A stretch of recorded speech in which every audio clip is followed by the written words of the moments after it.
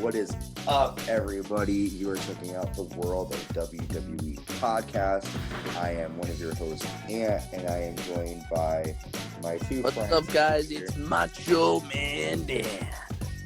And my also our newcomer to the podcast, our friend Will. Thank you for joining us, Will, tonight. Oh, thank you for having me. Will, why don't you just since it's your first night, tell a little bit of our listeners about yourself so that they can get a little bit of introduction from you. My name is Will. I'm from the East Coast, originally from right outside of Boston, now living in New Hampshire. I've been a fan of WWE since the mid-'90s, about 94, 95, and I've been a fanboy of it ever since. Nice. Of course, yeah. Also, everybody, do not think something's wrong. I know we have a lot of newcomers on here. I know that, but trust me, you'll like him. Yeah. And he's going to stay. Yeah. I agree. Positivity, Polly. Don't you dare be sour. That's right. So, yeah, Because again, we got the power of positivity. We do. So, yes, we are the World of WWE podcast. Thank you for checking us out. You can check us out on Spotify, Anchor, Google Podcasts, Apple Podcasts, and wherever podcasts are streaming.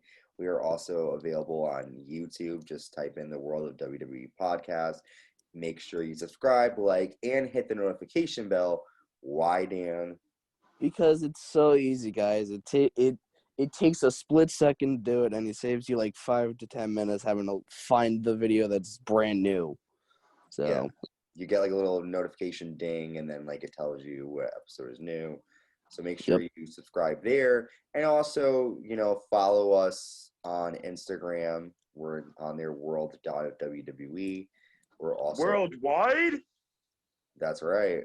We are also on Facebook, the World of WWE podcast. Check us out there, and yeah, thank you for listening to us. I will drop all of the links and stuff in the description. So yeah, so we are here. You are listening to our recap of Monday Night Raw from September 20th, 2021. They're live in Raleigh, North Carolina. Before we jump into it, how are you guys feeling about the show overall? Your initial quick thoughts. I was excited I think they're scared of AEW 1, and it's getting stale. I don't think they really have much to work with. You see the same feuds happen over and over again. I think they're struggling with creativity right now. Yes. I was excited because, we're going to see, like, Roman and the Usos on Raw for, like, the first time in, like, a goddamn year. But, like, at the same time, yeah, it's kind of lackluster considering the fact, we got the same feud for you. Here's another episode of Monday Night Raw. Yeah, it ends up, like, I'd always joke around with Carlos about how, like, it's SmackDown. Of course, Roman Reigns is going to open up the show again. But yeah, no, it's been pretty repetitive on Raw lately. But the show did start off showing head of the table. No, I'm kidding. It was Big E. It was Big E, yes. He cashed in his Money in the Bank contract last week on Monday Night Raw to become the new WWE Champion. I think he's like the only sixth African American champion in WWE history. I thought Kofi was like the first. No, The Rock was The Rock was top 3, wasn't he? Yeah, something like that. I thought Kofi was like the first born African American, not like Yeah, never mind. He was the first African born, but as far as like the African American spectrum, like The Rock, which he's half Samoan, so it depends if you count him or not. And then Kofi, Lashley, for whom I'm missing 2 other people. Not WWE, but Ron Simmons was WCW champion. Booker T was a world champion. But we're only talking about WWE champion. We're probably only talking about WWE champion. Yeah. Well, can I just say something about the promo really quick about like the Big E promo? Well, let's get into it first. Hang on. Or does it have to do? It has to do with like a thing that he said that just like was a really touching moment. Okay, so why don't I'll go over the promo and then you can talk. I'll go to you first. Okay. All right. Okay. So Big E comes down with the New Day. They're back together. And what I really liked about New Day, Big E's attire was it was a little nod to the Fugees and Lauryn Hill. They had a song called Ready or Not back in the day, and the words were written on it, and a lot of the attire that Big E was wearing had symbolism from that album. And the New Day, of course, were wearing their Outsiders Kevin Nash, Scott Hall gear, which I really, really like. But Big E takes the microphone. The fans chant, "You deserve it." He tells the fans that we're the best. He goes, "It may not be November 25th, but I'm thankful." He's thankful that the fans chanted "New Day rocks" as well as "New Day sucks." He's also grateful for all the fans that lost their minds when he became WWE Champion. And then he mentions, which I think is the moment, Dan, that you're talking about. You could say what happens because it's something that you wanted to say. Yeah, it's basically Big E says that he's thankful for his fans, and he's also for his friends. I can't speak for his friends and his fans. Yeah. He's also thankful for that one friend up in the heavens, a.k.a. Brody Lee, which is a very heart-touching moment, in my opinion. Yeah. Yeah, that was a very nice moment. I'm not going to lie, I got a little emotional when I heard that. Yeah. Yeah, it is sad. I mean, then the crowd started chanting Brody Lee and everything. It was a really nice, sweet moment. It was. And I think a lot of people I don't want to say forget, but like, even though a wrestler might work for another company, it doesn't mean that like the friendships over there mean any less. Just because they. I like the fact that WWE isn't exactly being spiteful, considering the fact that he did work for WWE and then he went to AEW. I like that WWE isn't being like, oh, he worked for a different company, so we can't like say anything about him now. I mean, like that's stupid. You shouldn't do that. I'm very happy that they did it. Yeah. So I was too. And I think it was good that they finally allowed someone to memorialize him like that on TV.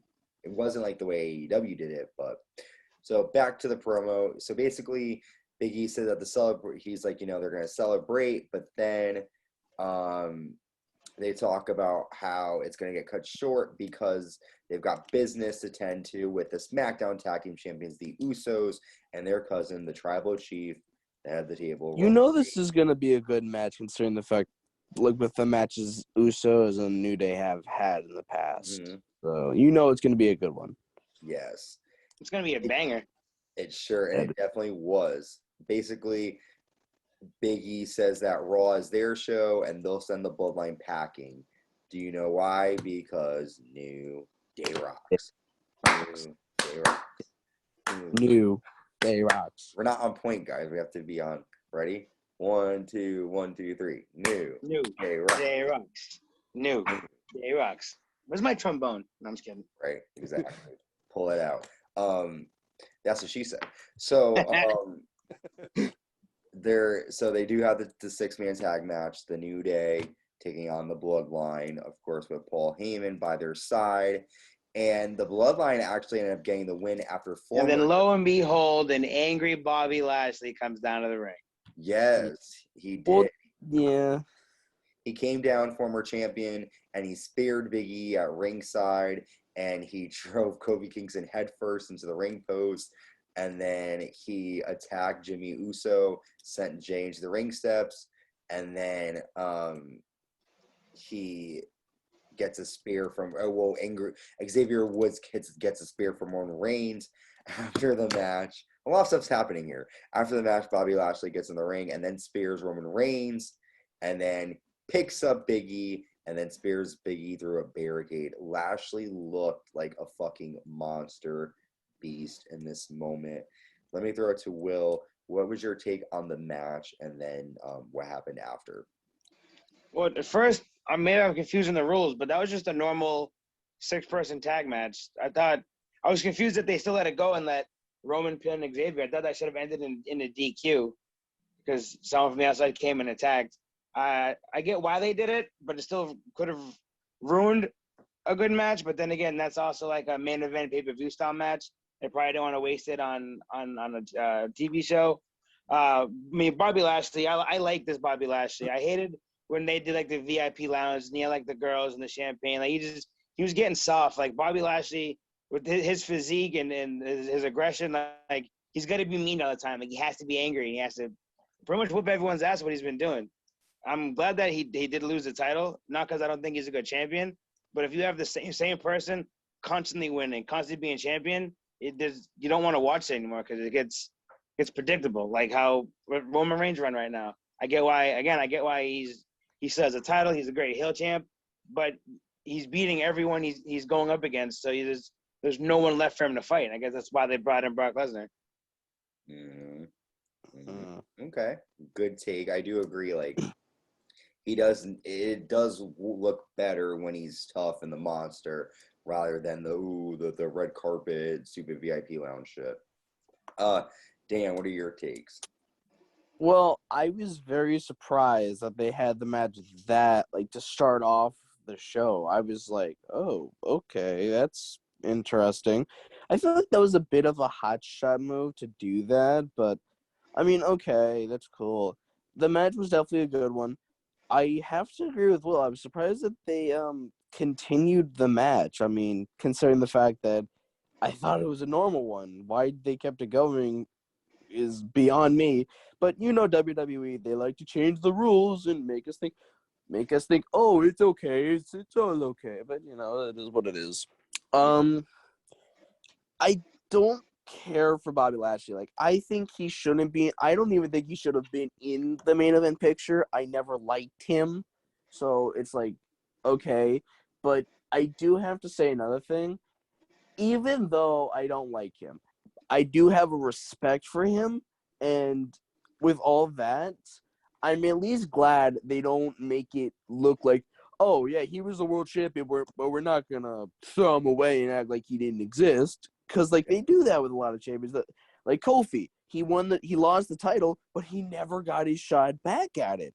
So like, at least they're not going that route. But I mean, it's okay. Yeah, I wonder. I guess my question for it is like where it's gonna go from here. Like, are we gonna see a triple threat down the line somewhere? Because now Bobby Lashley is getting involved in the mix. Well, you will find out later that night. Exactly. You caught my drift there. So, next, I mean, I'm gonna kind of like quickly skim over this part, the backstage segments. Randy Orton's backstage. He has headsets on. Riddle walks in, and they joke. Riddle's just being his funny self. Can we listen to the same Spotify playlist? He starts talking to him about the Lion King, and pretty much says that he'll work hard to break a few of AJ Styles' ribs. This is Randy Orton speaking, and he thanks Riddle for the headphones. So just a couple, like a silly segment between the two of them. Then we see Eva Marie. Before the match, she's going to be taking on Doudrop tonight. I can't stand Eva Marie. Thank you. I agree with you, Will. They release all this talent and then bring her back. Why? Well, also, I'm sorry, but I have to say this. Eva Marie didn't even try and better herself in that ring. People like Lana, people like her, they try and at least better themselves and they don't get a spot. But no, let's give it to Eva Marie, somebody who doesn't even give a shit about the fuck. Wait, Lana? I'm just giving an example. She at least better herself in the ring. She's had at least a few okay matches. I'm not gonna say she's the best wrestler, but we can all agree Lana was a terrible wrestler, but she tried to get better. It's just to no avail. That's my Eva Marie just sucked. That's my point. But Eva Marie, she don't give two shits. She's just like going in the ring. She's just eye candy. That's all it is. Well, she says that she doesn't want to shame anyone, but look at Eva Marie. She goes, now look at Doudrop. Eva says that she's put together while Doudrop is a mess, and girls like Doudrop can never beat a woman like her. Oh, bullshit. She uses her looks to get everything. Yeah. And may I say, she's not the prettiest looking woman ever. Ugly. She's attractive, I think. But that's it. Anthony, you have a different taste than what I do. Jesus. She's not drop dead. 100%. I mean, she definitely loses a couple points when she starts talking. Her voice, exactly. her voice. Like every time I hear her voice, I would hope she steps on a Lego. Yeah. So basically, Doudrop gets the, obviously quick victory. She gets a senton splash, and then she hits a low cross body for the win. And then Doudrop looks in the camera and yells that the Evolution is dead. So, Dan, what did you think of the match and this whole new sort of character now? Are they gonna stop Eva Marie versus Doudrop anytime I soon? fucking hope they get rid of Eva Marie. I don't think she should have ever come back. I was hopeful. I was saying, okay, maybe she tried to better herself a little bit. No, she didn't try at all. Fuck her. I don't think she deserves to be in that ring. I think she should be fired. But no, whatever. At least Doudrop's doing okay. I mean, like, I hate the name. I hate Doudrop's name. That's a stupid fucking name. But she did the best she could to make it good. She did the best she could, and I'll give Doudrop props for that. Mm-hmm. So it was a shitty match. Don't get me wrong. It was a really shitty match, but it was a waste of 5 minutes. Yeah, it was literally a waste of that time. How about you? You know what it reminded me of? It reminded me of like the old Divas matches like WWE used to have. Like they used to put on just like fucking filler. That's what that is. Like the old school fucking Tori Wilson, Stacy Keibler matches. That's exactly what it reminds me of. That's exactly what it reminded me of. Listen, I hear you guys, but I will never complain when I see Stacy Keibler on my TV screen. Especially those legs, girls' legs for days. Dude, there you go. Those, damn. Tori Wilson was attractive, but I was always Stacy Keibler was always. Trish Stratus is my number one. Oh, if Lita ain't number one, we can't be friends. Oh, Lita's definitely my number one. For me, Trish is Lita is sexy as listen, Lita's up there. Don't get me wrong. I actually met Lita, awesome woman. Just saying. Dude, I think she's cool. Awesome woman. Do you guys text every night, Dan? Maybe. Yeah. You guys talk about her dog and how she went to Mexico and maybe important things in her life. You're just jealous, Anthony. Yeah. I probably am, to be honest, because fucking Carlos even got to meet Zelina Vega and I was fucking livid about that. Zelina Vega is also one of my favorites too. Yes. I liked her better as a manager than a wrestler. Yeah. I don't. Well, and that's the thing too with WWE is that I feel like they don't allow.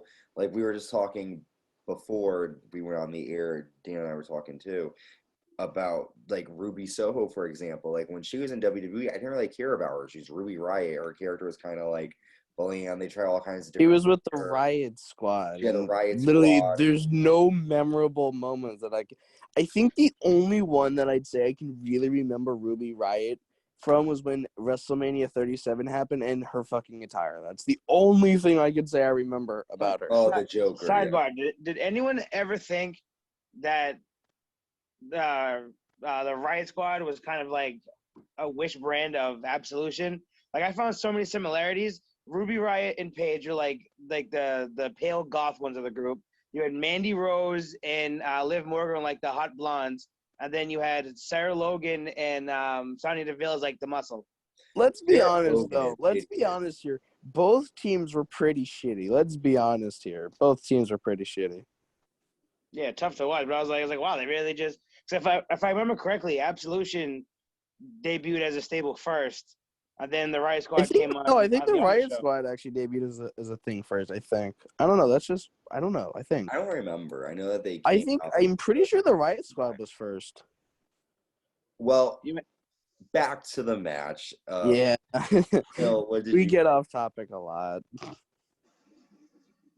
What did you think of this, Will? I know you said that was kind of a waste of 5 minutes. Anything else, or do you just feel like it was just a waste of time? But at first, the whole Evolution was just fucking dumb. I hate that they brought her back, and it was pissing me off. But then I started after watching the matches and their stupid feuds and segments backstage or whatever. I started to think did they just use Eva Marie as a jobber to make Doudrop seem more relevant or important? Was this her first? There was someone they could afford to have Doudrop beat consistently where no one's gonna care before they give her real opponents, and how are they gonna play that in? then I just think that she's just gonna flop and she's not gonna be much more than what she is now. The match itself was fucking dumb. I don't, like I said, waste of 5 minutes. It hurt to watch. True. All right, I hear you, man. I agree. Next, we see that they decide to make a triple threat match between Big E, Roman Reigns, and look who literally spoiled it, huh? Look at you, Anthony, spoiling for everybody. I kind of have a I'm actually it's actually the fact that I'm psychic and a medium. That's really. Can we get like a bell for when's gonna be a spoiler alert so everyone knows? Yeah, ding ding ding. Sorry guys, I just ruined it. Well, I said, could there possibly be a triple threat match in the future? All right, but let's be fair. When you see something like that happen, you're pretty damn sure you're gonna see a triple threat match. Let's be fair here. Which I hate. I wish it wasn't so obvious sometimes, but okay. Yeah, everything's so damn obvious. But at the same time, at least they're not just like throwing it as filler. They're like, they're doing it because at least it kind of makes sense. Bobby Lashley is pissed off that, Big E took his title. And I understand that. That's a good thing they did right there. But, So next up we have Raw Tag Team Champion Randy Orton with Riddle taking on AJ Styles with Omos. They had a good match. There's a moment where pretty much AJ Styles goes for a springboard. I think he goes to hit his phenomenal forearm, but he gets down when Randy Orton goes to hit an RKO, he's teasing him with it, and then he ends up hitting a hanging DDT and then an RKO for the win. Will, what were your thoughts on that match? I personally have fully enjoyed any and every match between Randy Orton and AJ Styles. I think they're both seasoned vets. And I think their chemistry is phenomenal. No pun intended, AJ Styles being in the match. I think it was the second time he went for the phenomenal forearm, which Randy tried to go for the RKO, and they both stopped and pointed at each other. Mm-hmm. I got a nice chuckle out of that. I thought it was funny. Yeah. But I thought the match overall was good. I could definitely see those two, before they both hang up their boots, both being champion of their respective brand and competing against each other. I think, it's one of those where you won't get let down. At the same time, from them being in the business so long, their movesets, you can kind of call what's going to happen. Gotcha. Yeah, I agree, man. I hear you. Okay, Dan, your take. So, all right, before I say anything about the match, I just want to say something. I've noticed one thing, that AJ Styles has fallen down the card so hard. Ever since he lost the title to John Cena in 2017, I don't think I can honestly say that he's been a very relevant superstar, which it pains me because I'm a very big AJ Styles fan. But anyways, what's the old curse of Cena? Well, I mean, I'm just saying because AJ Styles, he's a big threat in realistically, just because he's not tall, he's still a very big threat. He's a great wrestler, but they don't use him anymore like they used to. He was an awesome heel, and don't get me wrong, he's an okay heel right now with Omos, but he's so much better when he's the top guy of the brand. When he was on SmackDown and he had the WWE title, he was the face that ran the place and shit like that. That was awesome, but no, now that he's on Raw, he has to be in the tag division with Omos. Don't get me wrong, I'm glad to see him doing new things, but at the same time, he has fallen down hard because they don't put him as a threat anymore. But anyways, the match was a good match. I love watching Orton versus Styles every time it happens. I was a little upset that Omos and AJ lost the titles in the first place. I feel like they could have done a lot better if, they were actually given a chance. But, I mean, Orton and Riddle, they have potential to be a really good, tag champs. I mean, they haven't really done shit since SummerSlam, but, it is what it is. Yeah, it's a lot of the storylines get stale to me. I do like the matches, but again, it's like you guys said, you've enjoyed all the matches they've had, but now it's they've had 4 or 5. But anyways, it's still good to see because they're both tremendous athletes, and trust me, I would much rather see what I saw on Raw between the two of them than what's been going on the past like months and past years. Next True. up, we have Nia Jax taking on Shayna Baszler, and lately Nia's character has been like, almost like fuck Nia Jax, get her off the damn TV. She fucking injured our she's really she's just a big individual who doesn't have a purpose in the business. No, like she's not skilled, has no skills. I call Nia Jax the female Ryback. She's literally fucking female Ryback. She injures everybody. She's not smart. Shit, she's just. I hate her. And she has the same the leg drop or the Samoan drop. Though that's literally her only two fucking moves. Or she'll punch you in the face. Yeah. Yeah. So these two are they used to be tag partners. They're fighting. Well, also, I'm sorry. I also want to say this. Why the fuck did you not release Nia Jax? You released Braun Strowman. You released people like that. But no, let's keep Nia fucking Jax. Yeah, that's cool, WWE. That's a total smart move. Leave her alone. Well, they have to keep the women's tag division somewhat relevant. She fucking injured R-Truth. Leave her alone. You're supporting her doing that? No, I find that hysterical that R-Truth got injured. Because dude, that was funny. But still, fuck Nia Jax. She sucks. I hate her. Yeah, a lot of people don't agree with you guys. I hear you. So basically, the two of them are fighting, and fucking Nia keeps lifting up Shayna Baszler, but Shayna continues to apply the Kirifuda clutch, and the referee ends up stopping the match. And then after the match, Baszler just fucking beats the shit out of Nia. She steps on Nia's arm, and then Nia screams, screaming really bad. Nia begged her not to do it, and yeah. Question: does anybody remember Nia Jax's "My Hole"? Yeah, that was yeah. That didn't make any sense. That was when she was beefing with Lana. Yeah. Yep. But so I hate the fact that they have to make Nia Jax look big and tough just because she's a big woman.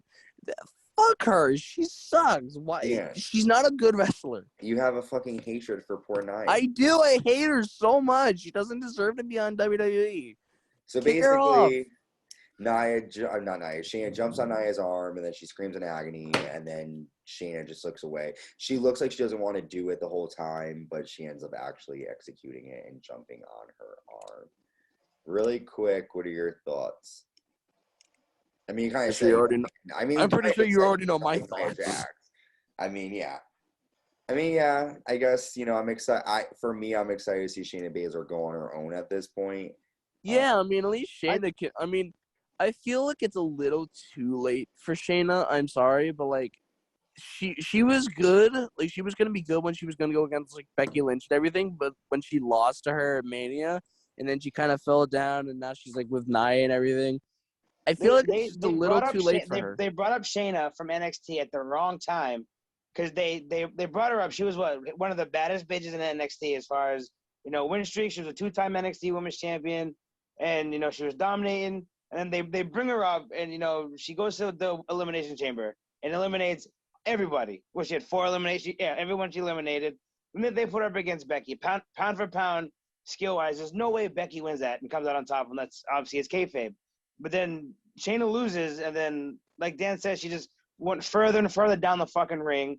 They put her in the tag division, and it was that division for women.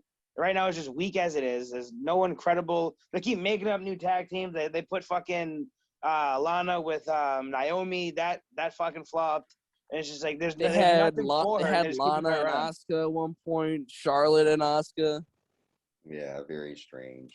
They have nothing for her to do, especially on Raw with I don't want to ruin the segment, but the current Raw Women's Champion and what's going on with that feud.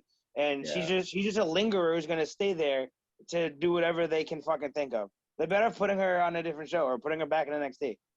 The NXT women's division by far is a lot better than the main roster right now, in my opinion. Yeah, it is. Speaking of tag teams, next up we have the team of Mustafa Ali and Mansoor taking on the cousin tag team of Humberto Carrillo and Angel Garza. You liked how I did that there?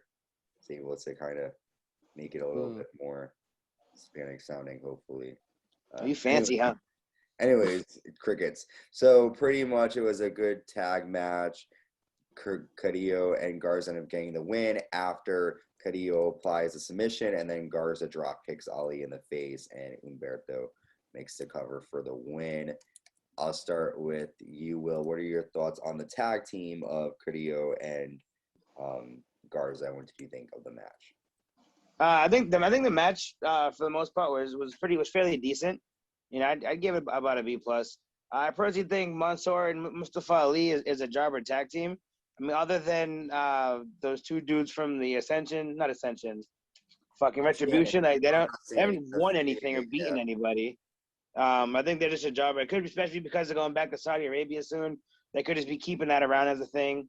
But I think Garza and Carrillo, that could be a potentially good tag team if they don't just squash them for everybody else. Okay. All right. How about you, Dan? What are your thoughts? I mean, realistically, the match, just a bathroom break for me. I don't care. Okay. Well, I couldn't give two shits about it. I really couldn't. Okay. I was excited seeing Joe Garza back because I really like him. I think he's a really great talent, and Humberto is good too. I literally completely forgot these guys were even on the roster, if I'm being honest. Because Carrillo keeps getting his ass kicked by Sheamus every chance he gets. And Angel Garza wasn't shit when fucking Andrade left. Yeah. But what sucks up against about Drew Gulak, who they squashed him too. Where he was paired with Andrade like in NXT, he was really, really good. And then he got brought up. And then his gimmick is giving roses to everybody. I mean, he kind of did that in NXT, but it wasn't as, like, focused like that. But with his fucking breakaway pants and... Yeah. So next we see Nikki, A.S.H, and Rhea Ripley on the stage. And they're both crying about Connor's cure. And, you know, they're going to beat pediatric cancer. And tonight, they're dedicating their match to the kids. So... When that happens, you're pretty damn sure they're gonna win. I wish they lost. I mean, that sounds so wrong, Anthony. But I hate to say this, but I agree with you. I wish that the kids and that hurts me too because I'm a very big Rhea Ripley fan. Well, the women's tag team championships are on the line. The champions Natalya and Tamina defending against Nikki, A.S.H, and Rhea Ripley. We have new women's tag team champions after Natalya went to apply a sharpshooter on Nikki, but Nikki almost a superhero, rolls her up, and they are our new WWE Women's Tag Team Champions. Dan, tell me your thoughts on the new tag team champion. I mean, I'm happy because, I mean, Rhea has a belt again, but, like, at the same time, I don't feel like it's very relevant. Like, I don't feel like, oh, yeah, she's going to be a great tag champion. This is literally a new team. I guarantee they came up with it yesterday. Like, this is some good shit. Yeah. No. Didn't they, like, I guarantee, I don't think I've even seen this team on TV before, and they just win the tag titles. Yeah, that totally makes fucking sense. For, like, the past, like, 2 weeks after SummerSlam, they've been making them, like, team up. Which, realistically, in my opinion, makes no sense, because, I mean... Yeah, they both got their ass kicked by Charlotte. Which literally makes no fucking sense. But, yeah, I mean, okay. It's stupid that they win it after being a tag team for 2 fucking weeks. But, I mean, again, I guess I'm happy that Rhea has a title. Because, again, big Rhea Ripley fan, but okay. I guess. I don't know. I don't know how to feel about it, truthfully. All right. I hear you. How about you, Will? What are your thoughts? I think the whole match sucked. I don't like Natalya as a wrestler because you can see like she's such like a choreographed wrestler. Like everyone knows it's kayfabe scripted. Everyone's got their spots, their moves. Hers are just so fucking obvious. I think them giving her and Tamina the belts was pity to begin with. And I think they both suck. I think the women's tag division sucks. All the talent in the women's division is all in NXT, and I guess no one in creative sees that, apparently. And maybe it's just me who thinks that. But I think the tag division for women and WWE is fucking garbage. It is straight garbage. Like Dan said, they just keep creating random fucking teams and putting a belt on them. There's like only like 2 actual like real solidified teams now in WWE. Now I mean, at least Natalya and Tamina were they were a tag team for like a while. It's not like you just put them together and give them the tag titles. No. And like they did have a few tag teams that were like good. Like they had Bayley and Sasha. They had Nikki Cross as and good as Alexa it's gonna get Bliss for the women's tag division. That and Asuka and what was her name? Charlotte? No, the other Japanese. Kairi Sane. Oh, Kairi Sane. Like that, the Kabuki Warriors. That could have been a great tag team. Then they got desperate and put fucking Mandy Rose and Dana Brooke together, and they just went out the blonde bombshell look, dude. The women's tag division. I mean, hey, Liv Morgan and Ruby Riott should have held those titles, but no, they never did. Although I hated them, their voices pissed me off. But at least like the Iconics was like a genuine tag team. I love the Iconics. They were yeah. I love the Iconics, man. All right, we're iconic. So next up, we have Alexa's Playground, and Alexa Bliss is in the ring. Actually, I want to say something really fast. Actually, so apparently, a lot of people were leaving the building at this point when that segment started to happen. A lot of people were leaving. Yeah, I read that too. I heard that. So she introduces the soon-to-be former Raw Women's Champion Charlotte Flair. Is what she says about her. She basically, Flair says that she remembers when Alexa Bliss used to be a competitor. She's waiting for the hocus pocus and tricks up her sleeves. Bliss just wants to have fun, and she calls Flair the fun police. She picks up Charlie, the doll that she made for Charlotte Flair, and Charlotte just says that she misses the old Alexa Bliss with her 5 feet of fury and championship material. Flair mentions that Bliss is fragile, and this is all a ruse to hide behind. Instead of holding titles, she's holding dolls. And so then she goes, she wonders how she went from main eventing WrestleMania 35 to fighting a woman dressed as a child, and she will beat the sense back into Bliss. And so basically said, they get it, but who is Flair without a title? If Flair doesn't have a title to brag about, she has nothing. Bliss basically doesn't need to play mind games to expose Flair's insecurities. And then they end up, which is actually kind of funny, they mention, what was the line? Oh, this is it. She goes, what would Flair say to people if she lost a title? Bliss says it's not originally hers. And then Charlotte Flair goes, let's not talk about originality. That was the funniest dig I've ever heard in wrestling. Mm-hmm. And then she goes, Bliss says she didn't give the doll to Flair to play mind games. It was a pity gift. Even a self-centered bitch like Flair deserves happiness.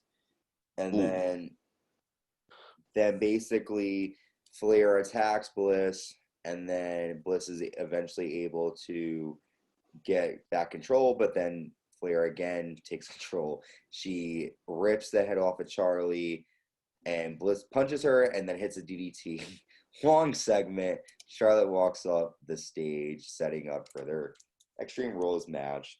Quick thoughts on this, guy. Wait, I don't think it's Extreme Rules match. I think it's just for the Raw Women's title. It's just a match at Extreme Rules. Yeah, which is I want to point this out. Literally no match on the card is an Extreme Rules. The Roman Reigns and Demon is the. I don't think that's an Extreme Rules match. I think it's just for the title. Well, I heard it was Extreme Rules. I'll look this up really fast. WWE Extreme Rules. What did you think, Will? I don't know. Alexa Bliss. Oh, okay, yeah. I guess they must have just made it like an Extreme Rules because last time I checked, it was not. Yeah, so I had to make one of them extreme. I didn't mean to interrupt. I just wanted to say that. Oh, no, that's fine. Go ahead, Will. That's cool. Alexa's character kind of like got less in my opinion, got less interesting when the Fiend stopped. When he's the one who stopped appearing, and then 2 when he got released, like that. His gimmick was the main premise of her building her character, and then he left. And they were like, okay, well, we still want to go with this, so it's on you now. And it just got like, I don't know. Sometimes I get excited when she comes on. Cause I still like, I'm hoping the Fiend comes back, but she's gonna have to go back to her original character. I think Charlotte hit on the money with that. Well, I want to say this. The whole reason the Fiend was actually released was because he kind of asked for it because like he didn't like the way the creative was doing his character. And then I know he was going through some stuff when Brody Lee passed away. Like I'm not saying I get why he left, and you got to do his best for yourself. But Alexa's character now was pretty much just based off of off of that, and then now he's gone. Yeah. So now they kind of like wanted her to pick up kind of where he left off, or try to still build the morale with that. But it's like again, creative sucks, and she's doing the best that she can, but it's not as exciting as it used to be. I mean, I'm excited for the match itself, but there's no way Charlotte loses. Okay, good prediction. How about you, Dan? Quick thoughts. Okay, we all know what I think of Charlotte Flair. She's the fucking golden child of WWE. Let's give it to her because she's the fucking Ric Flair's daughter. But whatever. No, I'm a little disappointed in this because I have to agree with Will. The whole thing about Alexa's character, it's not good. Like it's just a rip off of the Fiends, who she was with, and now since he's gone, she has to take over that whole gimmick. But it kind of it's not her fault that it sucks. It's not her fault, but like it's sucky without the Fiend, and I miss the goddess Alexa Bliss. That was the greatest character in my opinion that she ever played. But that's what I think. I'd have to agree with you on that one. But no, so like the Alexa Bliss and Charlotte Flair thing, it could be good because like they've had matches in the past which were good, but now with this whole thing, I'm not so sure. And honestly, in my opinion, I think Alexa Bliss should win because we've seen Charlotte versus everybody on the damn roster. Alexa Bliss hasn't wrestled against a woman besides like Eva Marie or whatever in a long time. Somebody who actually is a good competitor in a long time is really what I'm saying. So she needs that belt, I feel, because fuck Charlotte Flair, because she's the fucking golden child. But yeah, that's my opinion. They're literally, I feel like they're trying to get Charlotte to have as many titles as her dad. Probably. That's what I'm thinking too. Probably. All right. Here you both. Up next, we have Jeff Hardy versus Sheamus. And if Jeff Hardy wins, he'll be added to the WWE United States Championship match at Extreme Rules. And of course, Jeff Hardy does win. He gets a sunset flip for the win. And it was a decent match, but you kind of knew it was going to happen. And afterwards, Damian Priest and Sheamus fought outside. And they brawled into the ring. And then Priest clotheslined Sheamus outside, standing tall. So what did you guys think of this one? Will, you want to go first? Yeah, let's take it. I like Priest as a mid-card title holder. I don't know. I like his gimmick. I think it's somewhat off from the off-beaten pattern. I think him feuding with Sheamus was also great. I think Sheamus kind of giving back to the company. I think they only added Jeff Hardy so that Priest can pin Jeff and not pin Sheamus again. This way Sheamus can say, "Oh, I never lost. I wasn't pinned. You didn't beat me. You beat Jeff." And I think that's where that's going to end up going. Okay. I would like to see Priest hold on to the title longer, or a little bit longer, and just kind of see, how he develops. I like how he's doing the open challenge thing, which we all mean if you do an open challenge, you're not going to lose. But I like him as a champion. I want to see, how further he gets and goes with this. Okay. All right. How about you, Dan? Well, even though I've been very negative about this show so far, this was probably one of my favorite months of Raw because, I mean, recently Jeff Hardy's been like in a slump and like, WWE hasn't exactly been using him in a good light. Like they haven't been doing anything relevant with him in a while. Mm-hmm. Besides, after like the Sheamus feud he had with him, he hasn't really done shit. He's just been having matches, winning some, losing some. And honestly, I'm glad they're putting him in the United States title match because he hasn't done anything relevant. And plus, he's still showing, even in his 40s, he's still a damn good. He's still got what he has, and that's awesome because he's a talented guy. And that's what I was very happy to see that he won. I was honestly kind of expecting him to lose because, I mean, it's WWE. Most of the time when somebody says, "Oh, I'm going to add you into the match," it doesn't exactly always happen. So I was kind of expecting him to lose. But when I saw he won, I was happy. So, I mean, I'm glad, and I hope he wins the United States. Don't get me wrong. I like Damian Priest. He's a good U.S. champion, blah, blah, blah. But I want to see Hardy. I want to see him hold the title again. I think he's a good U.S. champion. Yes, I agree, man. Yeah, we'll have to see. Extreme Rules is this Sunday, so we'll find out then what's going to happen. We'll also be dropping our Extreme Rules prediction video. Gosh, maybe Sunday morning. We'll record tomorrow. Call me crazy on this one, but if Hardy wins the title, I want to see it on a heel turn. I don't want this the same. I don't want the same like. Everyone loves babyface Jeff Hardy. No, if Jeff Hardy beats Priest for the title, I want it to be a heel turn. Jeff Hardy ever actually been a heel? To make this, I wouldn't call it a heel, but when he was feuding with the American Badass Taker, that's when he was like disrespectful, but not a heel. You know what I mean? With people, he earned a lot of people's respect for that. For never always standing back up and taking the last hit. But like if he wins, I want a heel turn. I want a bad guy Jeff Hardy. That would be cool. The face paint, I want like dark colors. Like I want that's the Jeff that we have to see if he wins the title. That'll be like the new. Realistically, I'm kind of tired of seeing Sheamus. Like I don't know, just Sheamus is getting kind of old in my opinion. Like it's not that I'm saying he's a bad wrestler. It's just like I'm kind of getting like he was in a WWE title match. He's been fighting for the US title for God knows how long now. It's just like I don't care about him anymore. Let me see somebody different. Let's see Hardy versus Damian Priest feud. I don't want to see a Damian Priest feud versus Sheamus. That's kind of lame. Yeah, I mean, like Hardy give Priest a low blow, hit him with a twist of fate, pin him, turn heel. Yeah, that would be a cool thing to do. Priest and Hardy start a feud, and then Sheamus can go fuck off in Ireland somewhere. Yeah. Fuck you, Sheamus. All right, guys. We are at our main event. It is a triple threat match. The WWE Universal Champion Roman Reigns taking on Bobby Lashley and the WWE Champion Big E. They had a great triple threat match, and the ending came when Bobby Lashley attacked Big E viciously with a chair. He continued to beat up Big E with the chair until Roman Reigns hit a spear on Bobby Lashley and got the pinfall victory. And that was a good match. What do you guys think? I mean, I thought it was a good match. Don't get me wrong. It was very fast-paced action. Loved it. But I was upset. I was upset that Roman Reigns won because you just made Big E your world champion, your brand new world heavyweight champion. Roman didn't have to get pinned. You could let Big E pin Bobby Lashley. Let Big E, your new world champion, have a win instead of, no, let's have Roman go over on the show that he's not even fucking supposed to be on.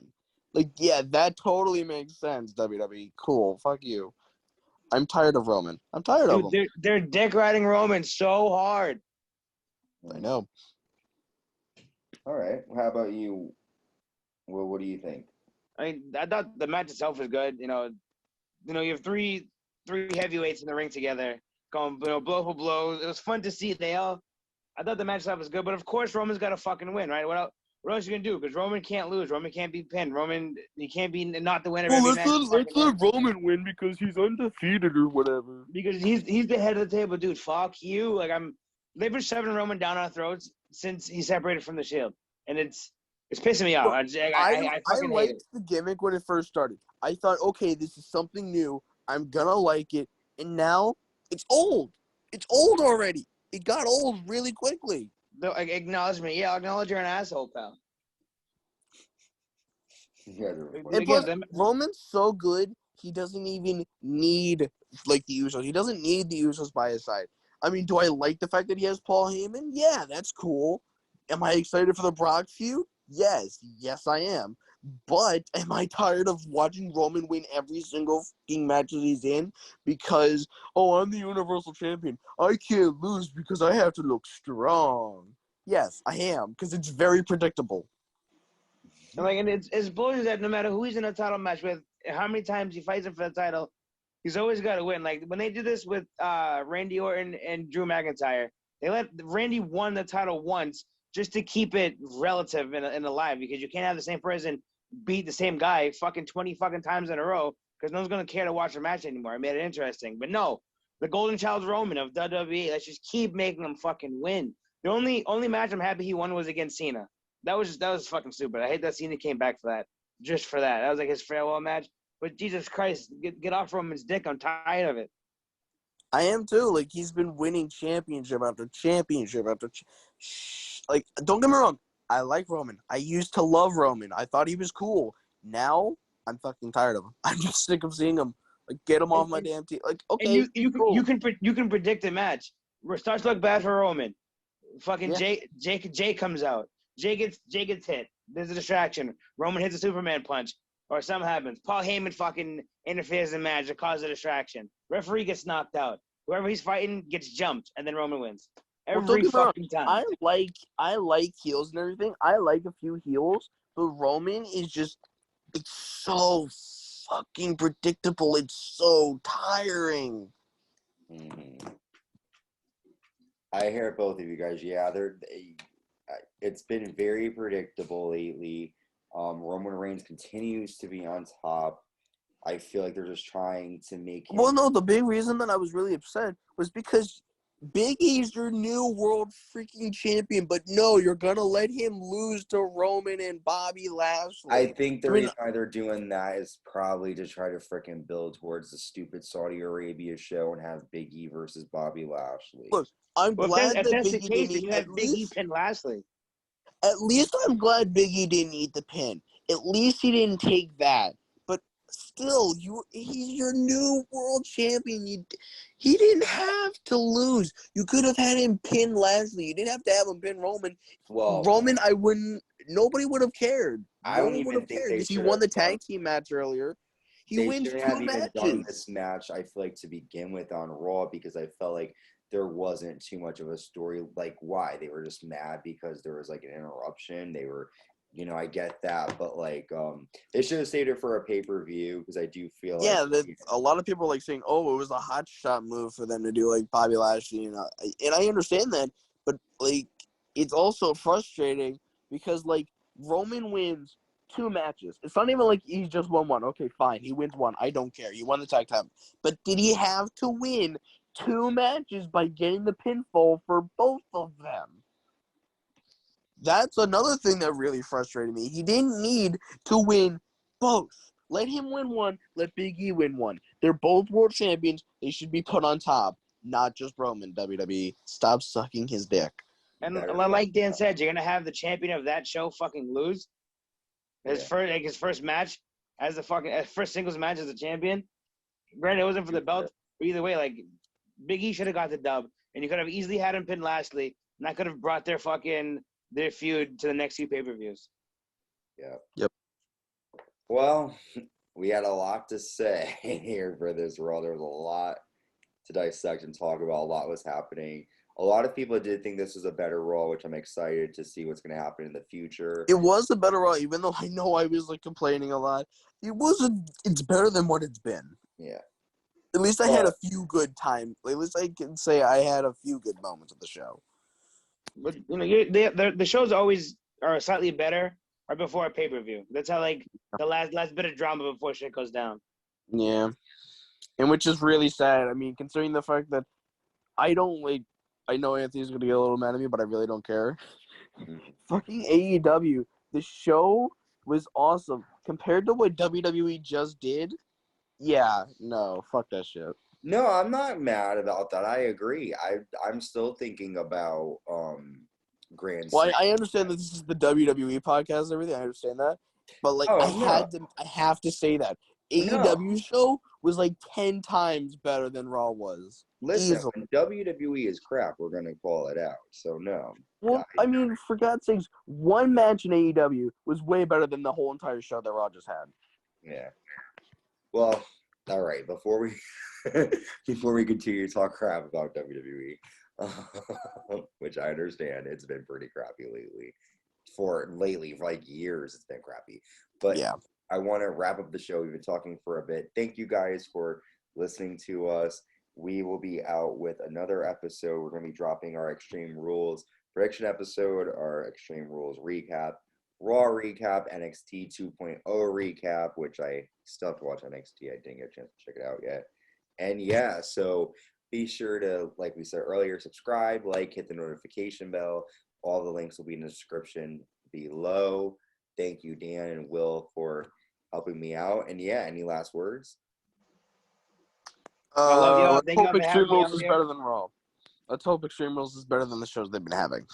Okay. Let's hope Roman fucking loses. Yes. Thank you, Will, too, for joining us. Of course, you'll definitely be back for some more. Yeah, so, and by the way, I keep saying and I hate that about myself. We'll be back. First step is admitting it. Second step is getting help. Yes, and I could use you guys for the help. So, yes, we will see you next week with our next Raw recap. Stay safe, and we will talk to you all soon. Bye. Bye.